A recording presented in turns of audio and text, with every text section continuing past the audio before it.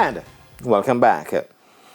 As the damage from Hurricane Melissa continues to unfold in western Jamaica, there is an urgent cry for help from Treasure Beach FC in St. Elizabeth, as there is a feeling of hopelessness following the passage of Melissa on Tuesday. Kemar Ricketts, head coach of Jamaica Premier League outfits Treasure Beach FC, says the club will need all the support they can get in order to get back on their feet following the passage of Hurricane Melissa. The Treasure Beach community was one of those hardest hit by the passage of the Category 5 hurricane, which made landfall on the south coast of Westmoreland on Tuesday. Speaking with TVJ Sports on Thursday afternoon, Ricketts said he is still yet to get in touch with all players and executives. Yeah, I mean, it came to Treasure Beach. It caused a lot of damage. If you know down there, you know that it's a place that is prone to flooding, which happened to our dormitory. I mean, waist height water came in. We have lost everything there in terms of appliances and stuff and food and all of that stuff. So, as it relates to play, I don't see us returning to play under 2 to 3 weeks. You know what I mean? So we're really in a tough spot at the moment. Currently traversing to and from the player's house has been made difficult as the area is still flooded from the high levels of rainfall between Sunday and Tuesday.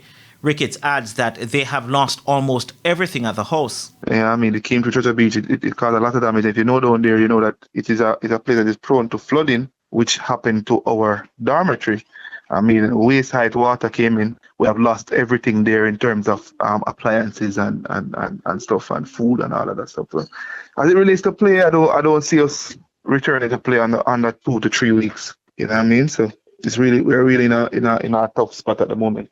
As it relates to helping the players, Ricketts says he has no idea where to even start.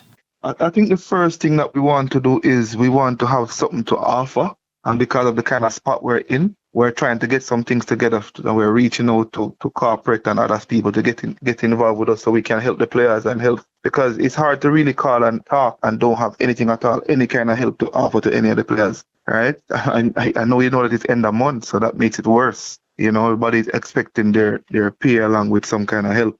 Mentally, we're depleted. I mean, we don't even know where to start. Given the location of Treasure Beach, having a place for players to stay is crucial to the team's ability to stay in the Jamaica Premier League.